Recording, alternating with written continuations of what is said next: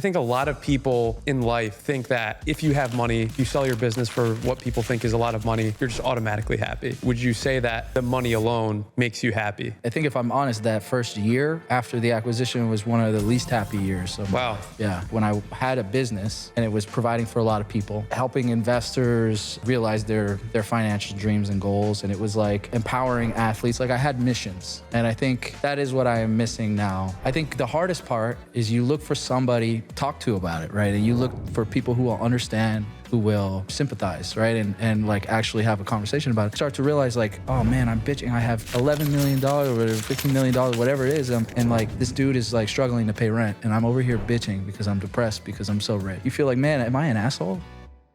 Welcome to Second Self, the podcast where we explore what life and the journey behind it looks like once we lose the thing that we once identified ourselves with.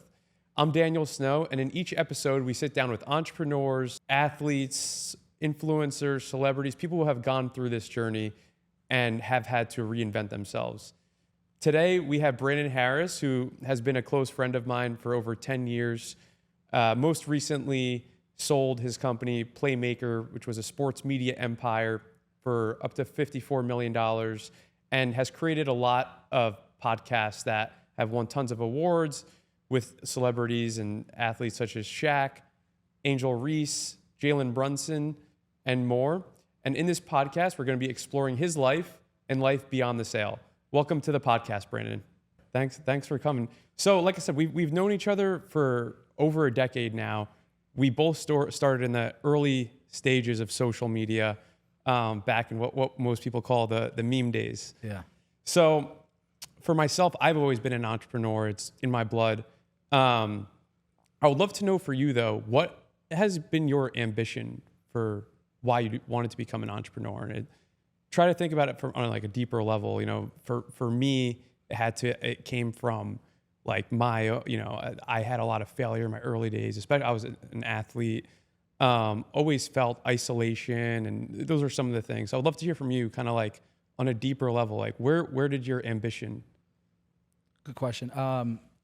I think probably similar to a lot of people, I felt like I was kind of a loser in high school from my perspective. Maybe not from other people's perspective, but from my perspective, didn't get the girls I wanted, didn't get the grades I wanted, didn't make the teams I wanted to make. Saw my family. My dad was a successful entrepreneur until late in high school for me, and then there was that whole real estate crash, and he was in mortgages. So kind of watched his downfall in a way, and he had to drive limos and be crafty, and I think all of that kind of hit at the same time, where it was like, well, I don't have anything to fall back on. I haven't achieved the things I wanted to achieve. And it's kind of like I need to be great in this next chapter of life. Like I need to make up for it. I need to prove everyone wrong.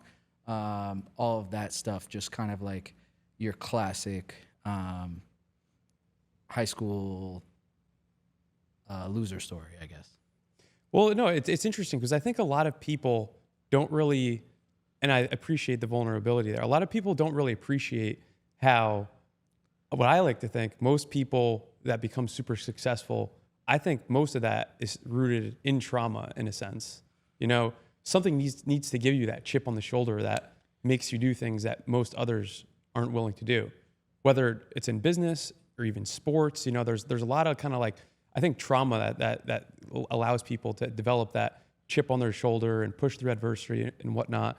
And the reason why I ask that first is because, you know, especially the core of this podcast is Second Self. So that was where you started, and going to be cool to come back to where you're at now. But it's interesting you say that, especially in the friendship and, you know, how you felt in high school. Now as a post-exit founder, how have your relationships changed, and even people wanting to be in your life, and how have you seen that change? Yeah, I mean, that's probably the highlight for me. Like the financial part and, you know, numbers on a screen mostly for me at this point. Like it's amazing. It's life-changing. It feels ridiculous to say this, but it's like, for me personally, just kind of getting the recognition and respect was something I needed, you know, psychologically, right? And so there's kids from high school that were too cool at the time, or I wanted to be friends with, and didn't view me as a peer at that time, who now are like, hey, can we work together? Can we collab? Whatever. I think having just the label of like exited founder, acquired founder, I think totally changes the way people treat you. And when you walk into a room, I think it's changed dramatically how most people in my life have viewed me, and then how many people want to get into my life. And it's just because of that article, because of that headline. And it's like, before that, I was the same person. I was doing maybe cooler things than I am now, and I was probably at the top of my game, but I didn't have the label. I didn't have the article. So there was not that same level of respect or care or desire to interact, And how does that make you feel with, now you're aware that people now want to be associated with you that before weren't giving you any mind? Like, how does that affect your mental state? And are you willing to then entertain those people that now want to be part of your life, or are you jaded at all? Or how do you think about that? I'm a little jaded, but I think in many cases it's like, it just depends on their intentions to me. Like, if they're coming in and they want to use me now, no, if they're like, they're genuine and they come at me and they're like, hey, like, it's so impressive. I want to do what you're doing. Can I learn a little bit? Like, I'm happy to engage and hang out and make an intro or whatever. But as far as like, I think what offends me to my core is when people are fake. When I feel like, oh, hey, like, my best friend since high school or whatever. It's like, bro, like we've talked 2 times in 8 years. It's kind of like we're not close like that. Like, don't pretend. But as long as they're genuine about it, I'm not like, I feel like I won, so why am I at this point rubbing anyone's face in anything? Or so I feel like in a lot of cases I'm the lucky one, and I'm happy to try to help others who come about it the right way and are good people. And that's to me at my own discretion. Like, I could be totally wrong in my reads of people, but that's how I view it. Yeah. No, that's really interesting. And we're going to be coming back to that right now, just trying to gain context on kind of like going through the background and whatnot. And then we're going to be coming back to kind of like, especially now that, the ownership of the thing that people want to be involved with is gone. Yeah. Now, how does it feel like I'm not, Brandon Playmaker? I'm Brandon. Right. And do these people still want to be in my life? Even, call it 2 years out, when who knows what you're going to be doing when that's gone and that fades. Yeah. So we're going to be coming back to that. So right now, just building context. So right, like I said, we're just trying to get the listener right now, build context on like who you are going through, whatnot. So I'd love to know another thing that I think most people who have never gone through it don't understand. And now it's good to look at it from a second perspective, is sacrifice, right? So there's so much sacrifice that goes into being able to get to where we're at, the second self, being able to go through a successful exit, have a huge outcome, and do the things that you've accomplished. So much sacrifice goes into that people don't see. Yeah. And I would love to know, what were the things that you sacrificed through that journey to get to where you're at today? And then on the other side of it, what are the things that you think might have not been worth the sacrifice? Great question. I think there was a lot of sacrifice. I think, some of the worst, like the most stressful times of my life were that building period. And I think, and after you're kind of like trying to make up for lost time, and you're like, I got to take care of my health now, and I got to go spend time with friends, or I got to go spend time with my family, or I got to, give attention to my wife, in this case, and stuff like that. So I went through a lot of times where you're always looking forward. You're like, when I get this, then I will take care of my health. Or when I get this, you know what, I'll take us on that trip or whatever. And I think my biggest regret is that I kind of was living for the future and not living in the present at that time and enjoying the journey. So that's my biggest regret. But I think like some of the sacrifices were like, I personally was not financially well off for a long time while I was reinvesting in the business. So I would take out predatory loans, and like I couldn't really sleep that well. I'd be up, I pretty much would need a joint or some melatonin to go to sleep, if I'm honest, like for years. So I think there's just a lot of things I let myself. Up until how long ago would you say you were in that? Literally, I mean, even post-exit, you carry some of those habits with you. So I think I've pretty much, it's been like the last year of my life has probably been my most healthy adult years, where I'm kind of cutting down on alcohol. I'm like taking care of my health more. I'm spending more time with people. I'm clocking out. That was another thing. I never clocked out. So that was like, it might be 10:30.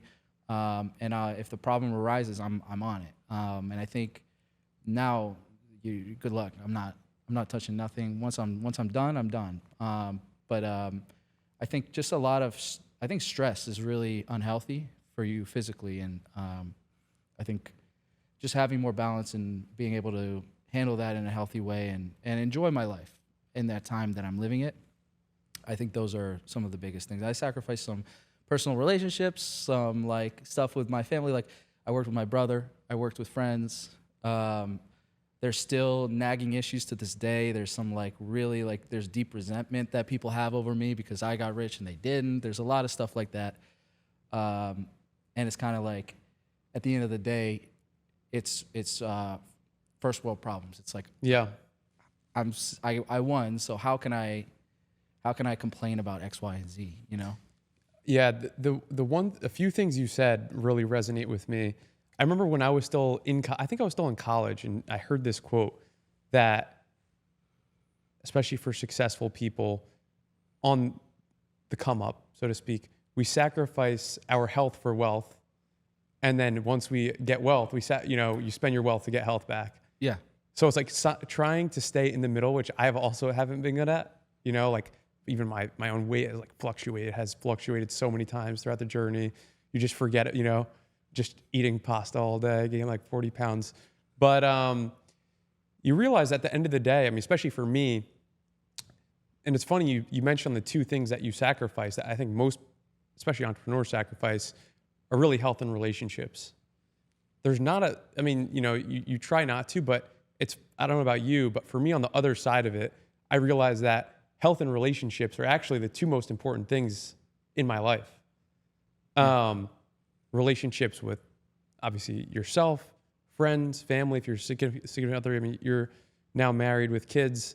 So I think it's something really interesting that, I mean, most really successful entrepreneurs, even once they're at the top and they might have not sold their business yet, but they have a massive business, there's still that sacrifice for relationships. And I think it's like, that's the one thing that I think most people continuously try to figure out. So how have you thought about that at least now you have more time for the relationship portion, but maybe during it, what were some things that you might have done to Yeah, I think boundaries, like I needed to have boundaries, and I needed to like understand that although it felt life and death every day, it felt like I was surviving, and it was my livelihood and other people's livelihood. It was never quite that serious, right? And to me, in my head, it was like I was going to battle every day. And I think taking the time to find balance, prioritize those things, and take the same kind of like approach as like I'm obsessed with building this business. Like I need to be equally obsessed with like nurturing relationships, getting time in with family, getting health. And I think I've always looked at like the Bezoses of the world, like the people who are like power CEOs that like also they get up every day at 5:30 and they do their gym and then they do their this time and the rigid discipline. Like I've never had that. I've never been able to do that, and it's never been an option for me to be able to balance that way. So I think just getting as close as I could to that Bezos model where it's like I have that discipline and I'm maximizing my time and my priorities are where they should be. Yeah.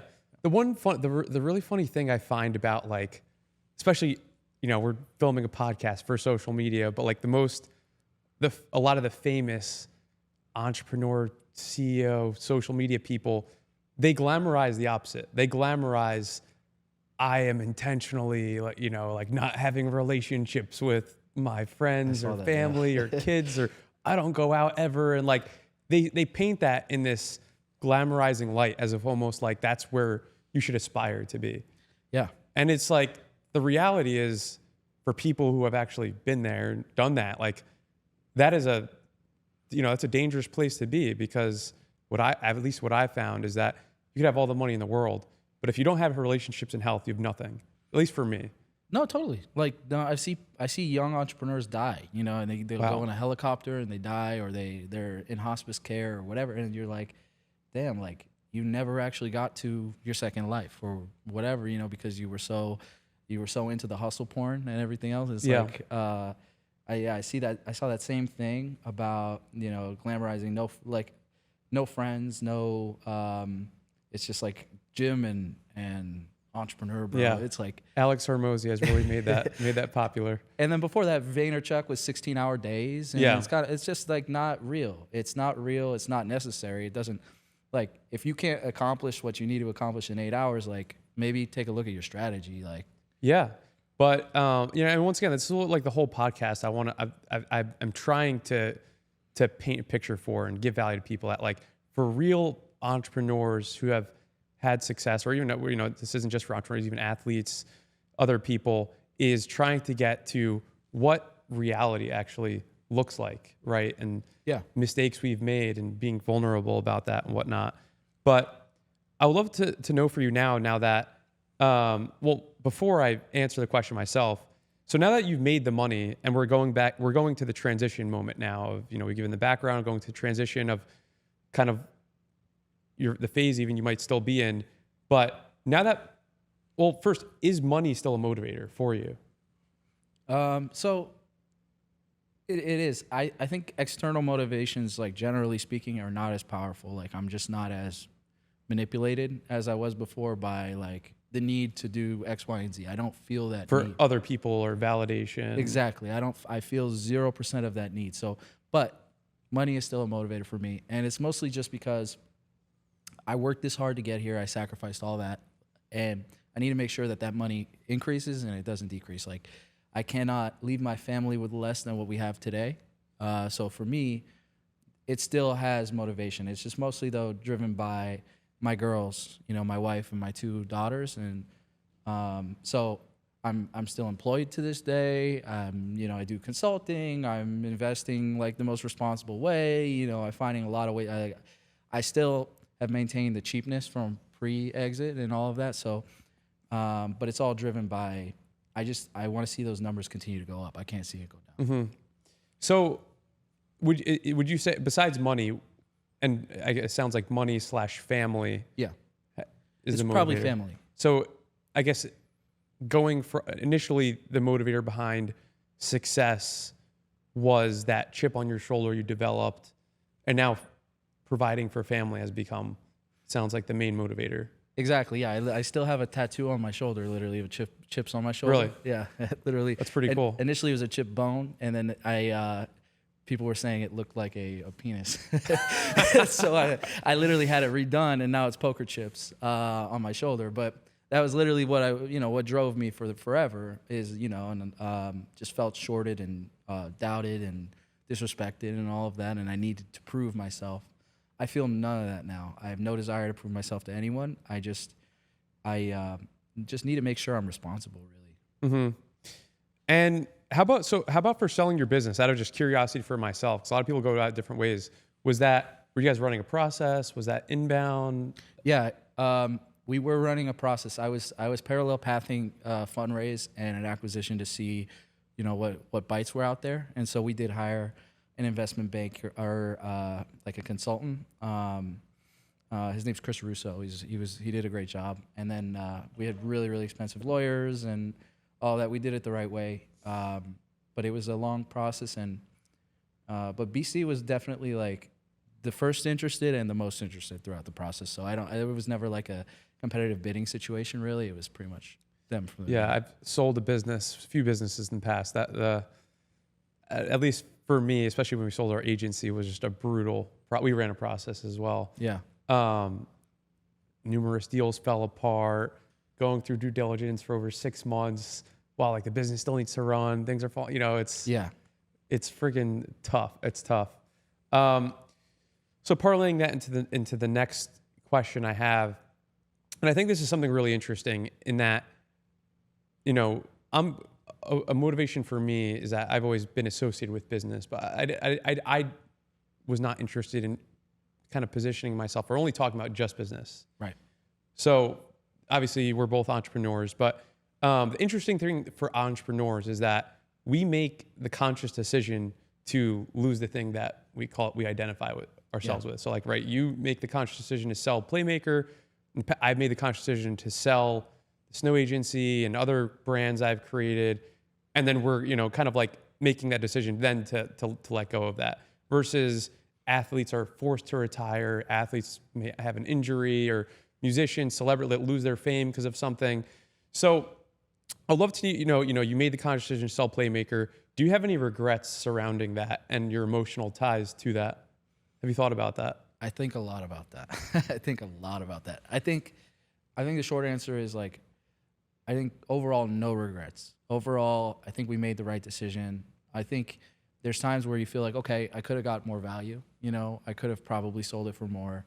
But the identity piece is a huge thing for me. Like that's one of the hardest things for me to get over, is because I was Playmaker in my head for 8 years, 6 years, whatever it was. And that's the hardest part now, seeing, I'm still employed there, but seeing like it's not my baby anymore. It's not my decisions, right? I think they let me make the decisions for like the first year or so, and then now they kind of have the control of the reins. And so you start to feel and see things that you're like, oh, they did that. It's like, oh, I wasn't a part of that. Oh, that wasn't me. And then people are like, oh, you're the founder or whatever. It's just kind of like, it's a tough one, because you also, there's a part of you that's like, hey, it's not mine anymore. It's not my baby. I sold it. They compensated me fairly for it. I have no claim, no reason to be upset. This is what we agreed to. So, but it is a constant like mental battle for me of like, that was what defined me for the longest. And then now it's like, what am I? I guess I'm just a post-exit founder or whatever it is. But I think that label has helped. But at the end of the day, it's like, that's something that's probably the thing I wrestle with the most. Yeah. I'm curious, because this is obviously, I've gone through this. I'm still going through it. But I would say for me, an interesting thing that I didn't think would happen is the uncertainty / fear of the future, knowing that I no longer have the chip on my shoulder. I'm not willing to probably get my hands as dirty as I've done in the past, which brings about, for me, imposter syndrome. Yeah. And, it brings about insecurities and all these other things, because it's like, damn, for me at least, money is not really a motivator anymore. But like, I still like to play the game. I still want to be involved.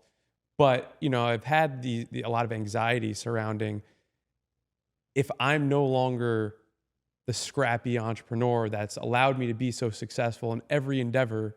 Yeah. I no longer have, Right. am going to be on nonstop, right? Those are the things that make us be successful. Yeah. How am I going to be successful? How am I going to be successful in the future? How can I create something again? I don't want to be an employee forever, right? I don't want to just be another guy. Have you spent time thinking about that, or like, what are your thoughts surrounding that? I think about that all the time, man. All the time. I think I have those same thoughts, and you start to wonder, like, am I great now? Was I, what made me great in the past? Like, am I still great? Like, am I, what makes me different than others, right? And I don't have the same drive of that 22-year-old or whatever it is, right? Or even, for me, a big one is, like we mentioned, we met 10 years ago. It's like, damn, did I just get lucky? Did I just get right timing and right? I had the energy, right? So it's like, and I think that's true, man. I think there's luck involved in everyone's success to an extent. But these are just things that I go through. It's we both have similar. I have the same internal dialogue all the time, and I think like I start to feel a spark. When I start to talk, I've been advising a little bit and consulting a little bit, and you start to talk about new things and new ideas, and I feel the excitement again, but on my day-to-day, sometimes you more dread it, and I'm just kind of trying to find balance and whatever. But I think like for me, I'm going to get the fire back at some point. It's been a year and a half of kind of like, man, doubting yourself and who am I and what am I and am I great? Was I lucky? but I feel you start to dabble and tinker, and then something you feel like, oh shit, there is something in me again that I can work harder again, but it's not consistent. So I do wonder like, hey, am I going to be a shitty employee for a long time, or am I going to be a shitty entrepreneur because I don't have that extra anymore? I think the other interesting thing is like, the other interesting thing that happens is from being the founder to employee, right? Like when you're just working there, is that, and you haven't gone through the period where you have nothing, but it's still to an extent of like, there's just less people, you know, and I've only ever been the CEO. I've only ever been the founder. Yeah. The last time I was 18 years old and folding silverware at P.F. Chang. So, I don't have a lot of experience otherwise, but it's like when people aren't relying as you as much, or you're not seeing that light, or you just don't see yourself in that light anymore. Right. You know, sometimes I go in rooms and I'm like, damn, like I have nothing to give anyone. I'm not the CEO. I'm not the founder. I'm not like that guy anymore. I created that, but I'm not like associate. I feel the feeling of the lack of ownership has affected me in like much deeper ways where people realize it. So I'd love to hear for you, just like, you know, going deeper into that. Yeah. Man, or even in how you might think about, you know, the future. Like, future endeavors, do you see yourself taking time off after getting back into the thick of it? That's the hardest part for me, man. It's the hardest part. It's just, I think certain people, I'm still employed by the acquiring company, right? And almost everyone, let's call it like 80% of the employees knew me as the CEO, knew me as the founder. They still kind of carry that same attitude to treat me in that way, right? And then the new employees come in and I'm kind of like, you start to feel like, am I adding value? Am I just hanging around? Am I just like slowing other people up? And then that brings on even more kind of self-doubt. And I'm just kind of like, hey, like I keep moving roles. I'm interacting with new people who don't know that I basically like was the CEO for 6 years grinding, you know, in the early days. They didn't see that picture of that company. It didn't exist to them. And so that's something I get depressed sometimes. I'm like, I watch a really cool thing that Playmaker people do. I watch them do something and I'm like, that's awesome. I really wish I was involved in that. Yeah. I could fucking feel, I feel that a lot sometimes. Yeah. So literally yesterday I was like, man, this is so cool. Like, gosh, I wish I was part of this plan. Yeah. It's like, now I can't take credit for this. I can't be a part of this. It's like, it kind of is, it feels inauthentic to then say, okay, like, yeah, Playmaker did this. I can't. And then I struggle, like, I'm going to post about it and promote it. And I'm like, well, like, you know, I used to be running the whole thing. And now I just like, I'm kind of like on somebody else's coattails. Yeah. You know? Somebody else who's doing all the hard work. So that's something I think about a lot. And especially it's like, oh, are they moving me away from on purpose? It's like, oh, your lizard brain starts to think like all these stupid things. And you're like, wait, like, no. But I think about that a lot. Yeah, it's interesting. I mean, I go through the exact same thing, so it's cool that's not just me. But, you know, then you realize it's like that is the beauty of being able to go through journeys, letting go of control, you know, especially because when we start, it's like, I want control of everything. Now it's like you've created something that's actually bigger than you. It's a really weird feeling. Yeah. But it's cool that you're talking a lot about the feelings, you know, that happen during this period of time, because I think a lot of people in life think that simply if you have money, if you sell your business for what people think is a lot of money, you're just automatically happy. I think most people think that to an extent. So, like before I ask the second question, I would say for the first, would you say that the money alone makes you happy? No, I think if I'm honest, that first year after the acquisition was one of the least happy years of my life. Yeah. And I think the hardest part is you look for somebody to talk to about it, right? And you look for people who will understand, who will empathize or sympathize, right? And like actually have a conversation about it. And you start to realize like, oh man, I'm bitching. I have $11 million or $15 million, whatever it is. And like, this dude is like struggling to pay rent and I'm over here bitching because I'm depressed because I'm so rich. It's like who the fuck are you that you like, and then you feel like, man, am I an asshole? Like, am I an asshole? Like, why can't I just be happy? And then, so I have a lot of those, like some of my best friends in the world, it's awkward because like they were a part of the company, they didn't get as rich, right? Like they didn't have this life-changing exit that I had, right? And so there's some resentment from them that I feel, and it's weird to talk about, but you feel it. You know, you feel Totally. the energy of like they don't want to hear you bitch, and I'm like, I get it. I would probably feel the same way if I was them, and yeah. So I that is the hardest part is just like, and I think you've done a really good job of like, you're in all these groups. You have like a lot of like post-exit founder friends and a network, right? I've kind of stuck with the same crew, you know, so I just kind of find like, oh, I try to talk to my brother. My brother feels the same resentment. He made like less than 10%. So it's kind of like, So your brother worked there with you. he did a great job too. And he like, it changed his life, but not in the same way. Right. Like, and so you're like, oh, again, Brandon, like, you know, so it's kind of like, that is a tough thing where it's just, who can I really bitch to? Who can I dump my problems on? And it's kind of like, and then I picture myself in the other seat and I'm like, man, if someone bitched to me about this, like, I'd probably laugh in their face. Like, Yeah. you know? No, it's a really weird, it's a very strange thing that not many people go through. And it is a real thing because money is just such like a weird tool in this world where it's like people, you know, lives are changed in positive and negative ways. Everyone's relationship with money is so different. And when you still have a problem associated with money is that you can't have people to relate to. People see you differently. So there's still a problem with it that affects you. And the interesting thing, at least for me, and why, you know, when I said what are the most important things in life, relationships and health, is that I find that, you know, materialistic things just everything becomes relative eventually. You get used to things. Humans are really good at normalizing whatever's going on in their life. What that means is like, you know, you get a nice car, like I've gotten, you know, nice cars, Ferrari, this, that. It's just a car eventually. It doesn't matter, Yeah. you know, doesn't really make me happy. It's nice to go fast sometimes. That's still fun, but it definitely doesn't make me happy. Right.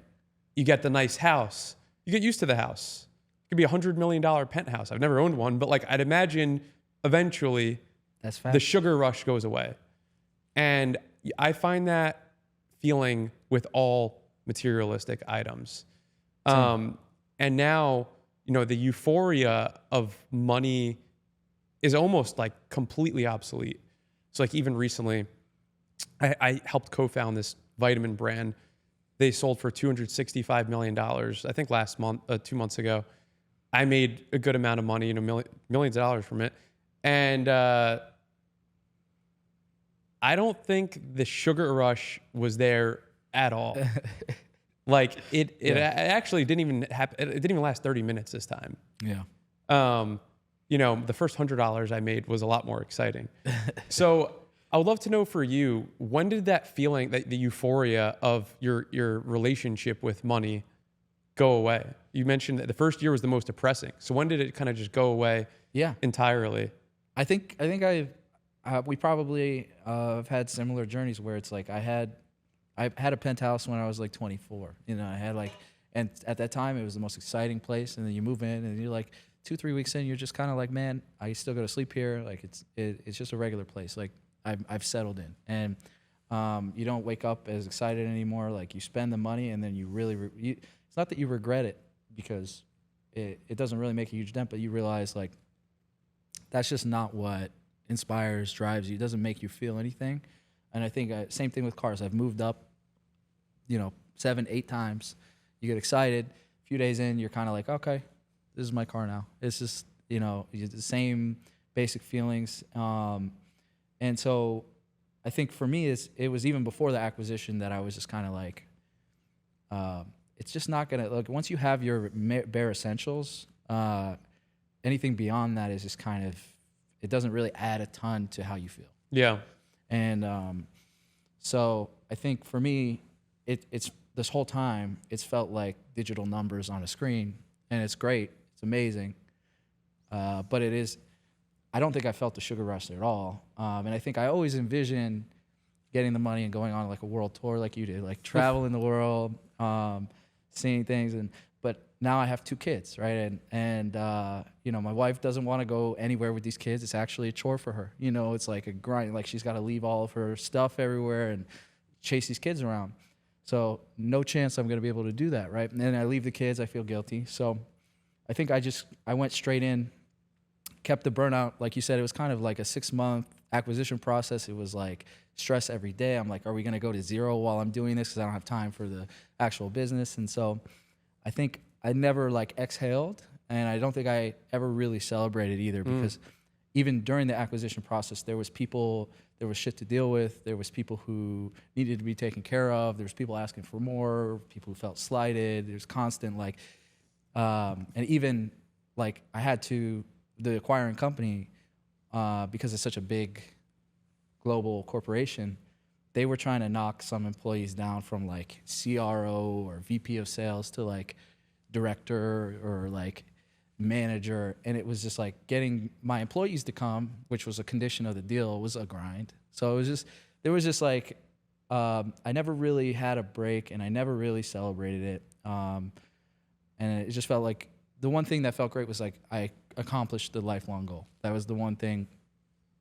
But as far as the money portion of it, I don't think it really changed how I felt. Yeah, no, it's really interesting, especially the celebration part. I think that's something I've struggled with a lot in the past. I don't think the reason being, I don't think my family ever did a good job of celebrating things growing up. Like holidays were never that exciting, or birthday. Like I just don't think I was taught as a model of like, this is what it looks like to celebrate, and therefore feel that way towards a celebration. Yeah. Same with you. I've never done it, but now it's something I'm a lot more intentional around, is trying to celebrate the small things. It's important. And yeah, especially because you go through life. If great things happen, but if you don't take time to stop, pause, give it space, it just blends into life. Yeah, and you go, and it's like if you're waiting 5 years to celebrate something, it's like what are you doing? You know? Yeah. You're just going through life. Every day is like the same. It's kind of, it goes back to the journey portion. Yeah. It's like, are you living for the future or now? I wonder for you also, because this may be something for me, is like, I even made a little Instagram story. I was like, a big reason why it's taking me so long to start a podcast is I don't like that feeling of like attention on myself. So I wonder for you, is there's anything to that with even celebrating, like that feeling, any association with like celebrating something you've done, of like putting that attention to you? It is, man, and that's why I hate bragging, and I hate my family knows not to, when we go to a restaurant on my birthday, they know not to tell them because they know I don't want people staring at me singing happy birthday. I don't want the spotlight on me. Always been behind the camera. It's I'm just my point of view, I'm a regular guy, and I think there's probably some if you were like Freud, there's probably some stuff you could psychoanalyze with me, where there's probably some unhealthiness to some of that stuff, but that's just how I've always been. So definitely like look at me is like not something I like to do, and I don't like to make other people feel like they're not important or they're less than too. Mm-hmm. So I'm hyper aware of like the looks on people's faces and stuff, and so I'm just always trying not to make other people feel shitty to boost myself up. So, well, first you said that the first year after you sold Playmaker was actually the worst, you said, year of your life, or it wasn't a great year. What was the reason why? Take us through that. Yeah, I think, it's the loss of identity. It's the other people doing shit with your stuff that you don't agree with. It's the people doubting you. It's a new group of people that they're like, can Brandon be the CEO? And like, are the forecasts right? That was a big thing for me when we came here, is there's a culture shock. Like it went from startup to like the most scaled, proper corporation. And I've never been like a proper guy. I've always been pretty much like move fast, adapt, learn on the fly. They're like, we need to forecast 4 quarters out, and it needs to be within 10%. They're mad when you go too far over forecast. They're mad when you go too far under forecast. So I was getting beat up over forecasts. I had A couple of our employees just didn't work within the BC culture. Like we're very unhappy, crying about things all the time. Had to move a lot of people around, and I think the biggest thing is like the personal stuff where it's just like you go in and now you're part of a team of 1,200 people and you're one guy. And the question is like, who are you in this context? You're not that special anymore. You're just a regular dude in a sea of regular dudes and girls. And so it was just like learning all of that. I moved roles multiple times trying to find some happiness. I didn't celebrate like I mentioned. I just kind of kept chucking and just solving problems. And I definitely got some problem solving fatigue. Definitely got some. I lacked that motivation. I really like you came bother me about forecasts. Like I'm like I don't have any patience for this. Like I really don't care about your forecasts. Like, and that's what ended up. We put a new CEO in. They're like, this is a key part of the role. If you don't want to do it, we're gonna bring a CEO in. I said, okay, that's fine. As long as I don't have to get complained about forecasts ever again, then someone else can do it. So, and then you're kind of like, oh shit, should I have given it up? Like, so it's just it's a complex journey. And there's a lot of this stuff is just stupid emotional stuff that you start to think deeply about and you're like, why do I feel bad about this? I agreed to this. This is whatever. But it doesn't change how you feel during the process. And it's kind of hard to uncover what's the real source of that feeling sometimes. Yeah, no, totally. So it's safe to say the old adage, the journey is always better than the destination. Dude, you felt that? Yes. And that's my main regret is really just, I should have really appreciated and enjoyed the time and not been so, I need to get this. I should have enjoyed the journey. There was so much fun, cool shit we did, and breakthroughs. And I wish I reframed my mentality throughout that. Yeah. Well, I think this is even the great thing, especially you're still, how old are you? 34. 34, I'm 31. And this is, I think, one of my inspirations behind this podcast. Like we're still so young and we're going through something that not many people this young go through, is like having the opportunity to go through your second self, to get to that phase. Most people in their life are still on that treadmill. It's really hard to get off. Then when you do get off, it's hard too. But yeah. How have you spent time thinking about what your second self is going to be or look like post Playmaker? I do a lot of, I do some whiteboarding. I talk to a bunch of different people about it. I pick a lot of brains. I think the thing that's slowed it down for me is that I've maintained this full-time role. And so I'm mindful of like, hey, I can't be like publicly posting, shit. I can't be like searching for jobs. I can't be like doing the things that, like if I was totally unemployed, I would be having a lot more conversations and be a lot more public and open. But there's kind of, it's a juggling act where you have to still respect your employer, and so that's been a thing that I think has slowed this kind of like figuring out process down. But I've start to talk a lot of people about, I'm advising, I'm consulting, and I'm doing a lot of personal kind of soul searching. But I did a little bit of therapy, probably should do more, but I think I'm still figuring it out. I really have no clue, and I'm trying to figure out what my next passions are, because I think you also realize, like, man, I've been in sports my whole life. Like I'm in my early 30s. Like, time to grow up, man. Like, yeah. what other passions do you have? There's deeper things than sports, and so it's still in process. How about you? Well, for first thing, I just want to comment on that because it's something I can give you a little piece of advice on, because that's something I've gone through. Is I definitely, also wish when you're in it, it's just so hard to realize when you're in it, and like try to take a step back and appreciate what's going on.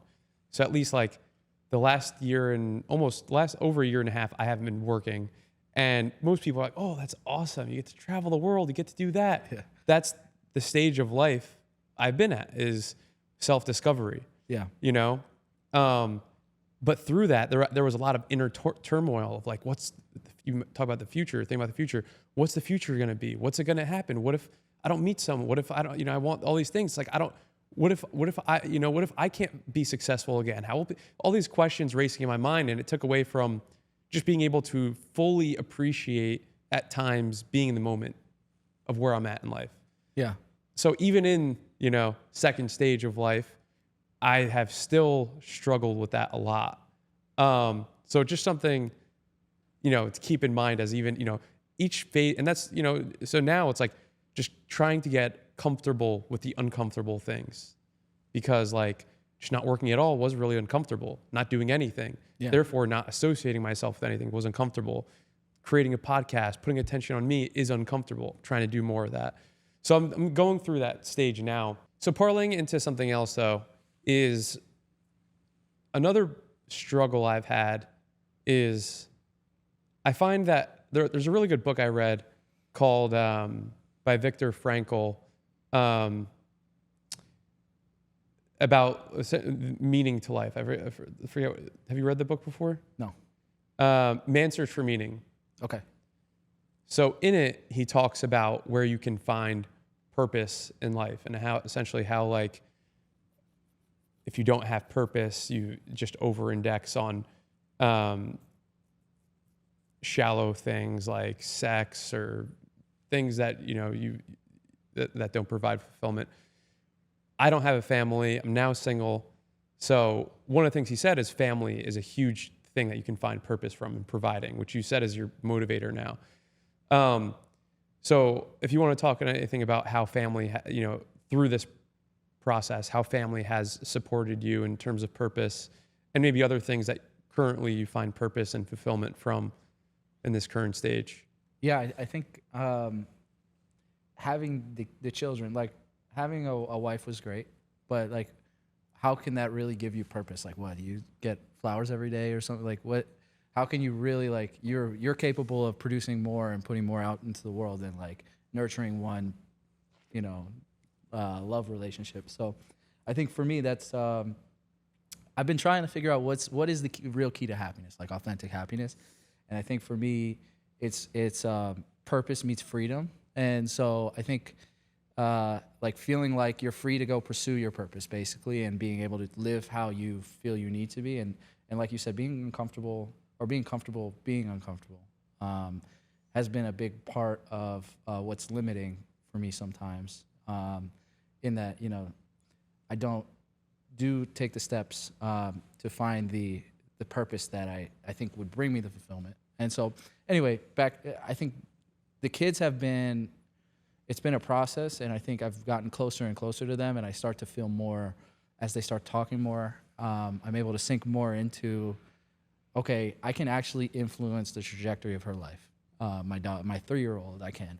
My 1-year-old, I still can't really do anything there. So it's kind of like, how much purpose can I really get out of that right now? Today, it's not too much. And so you start to feel, okay, I have this corporate job.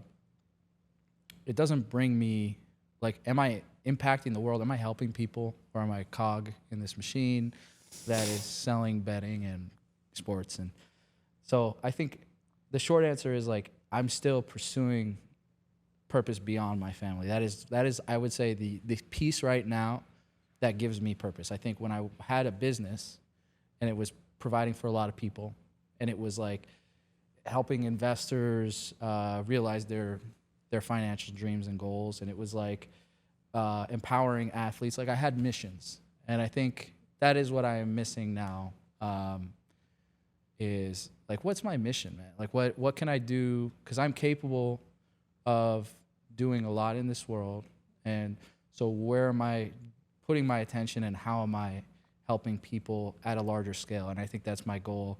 And my next thing is, like, how can I impacted 100 lives with Playmaker or whatever it is. Like, in my next thing, how can I really positively impact 10,000 people? Love that.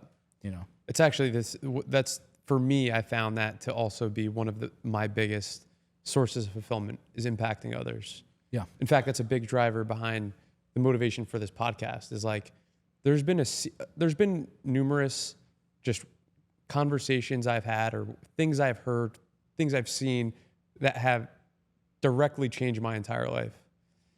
And, so it's like, how can I do that? How can I do that on a bigger scale? That's why I think a podcast, stuff like that, is a good outlet for impact, right? People who are might be going through similar things, or might hear something that's being said right now that could really impact them in a positive way.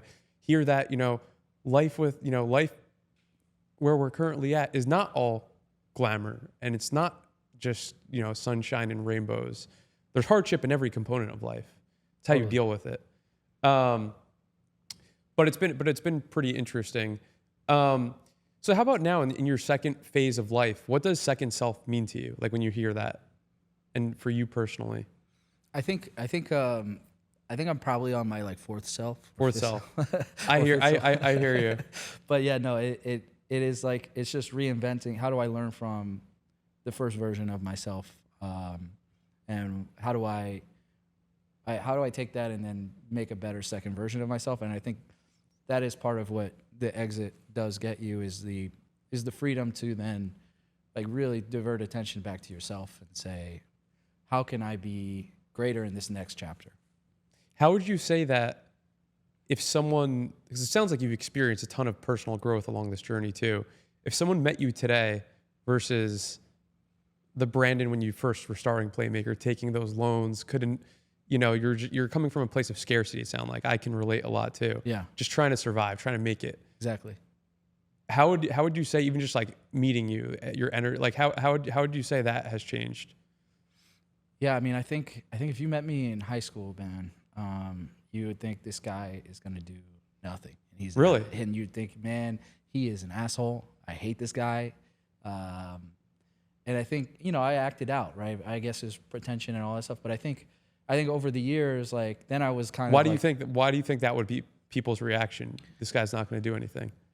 Because, man, I was lazy. I was like, I didn't take care of myself. Like, I was always I got in trouble all the time because I wouldn't tuck my shirt in. I was just like a rebel without a cause. Or something? Yeah. I was a rebel without a cause, and I was just like, just inflicting damage everywhere. And I think then, as an entrepreneur, I'm kind of trying to right that, but I'm still flawed, and I'm still, I have a lot of different issues that are fueling me, that are positive, and then they're also probably negative in some contexts. And I think now, without all of that bullshit driving me and weighing me down and feeling like a sense of urgency, like I have to act a way or do a certain way or earn attention or do whatever, I don't feel that same desire anymore. So now I approach things from a place of genuine, like, I want to get to know people, I want to help people, I want to do things, and I don't have an agenda. I don't have something I need from people, and so I think that allows me to be a better human being now. But I think there's probably people who haven't talked to me in 10 years that probably still think I'm a piece of shit, and they're like, hey, I can't believe this guy got rich. Fuck that guy.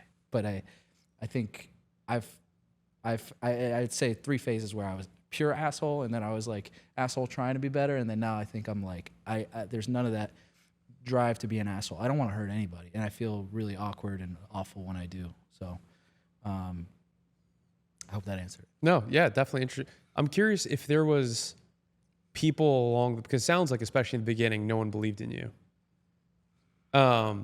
which probably helped create that big chip on the shoulder, prove everyone wrong, right? Exactly. I can relate a lot to that. Were there people along the way that did have a big impact, that did believe in you?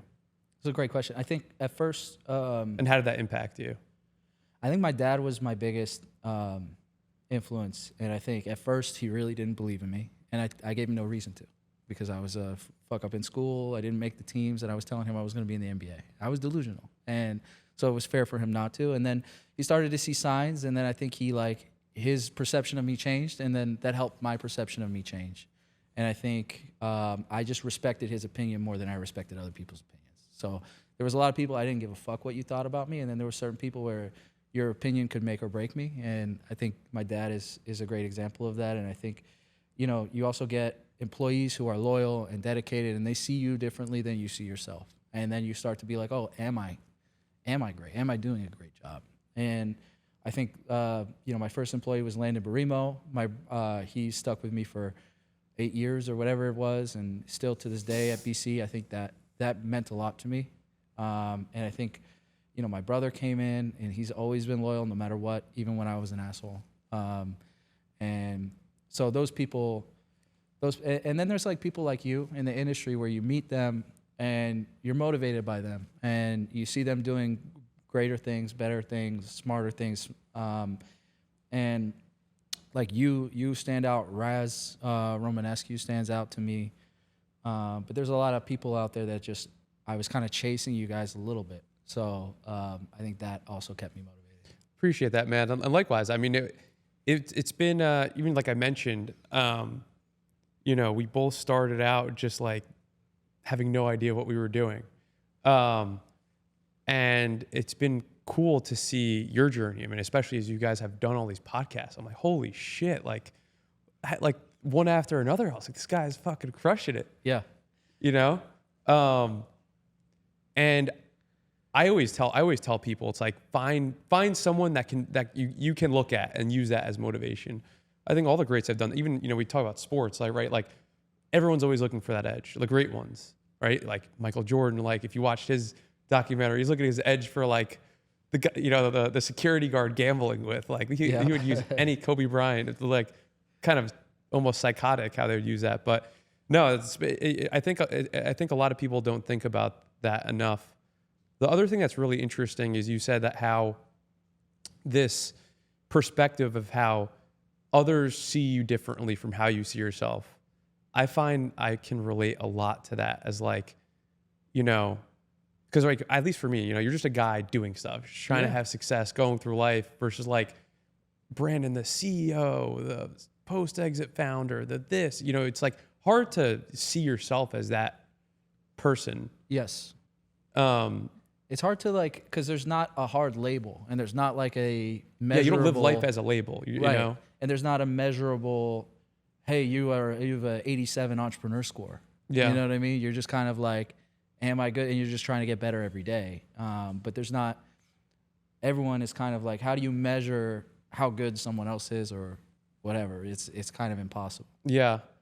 What would you say is the biggest lesson learned in your life up to date that you would give to others going through maybe a similar process, or those who even haven't even started yet?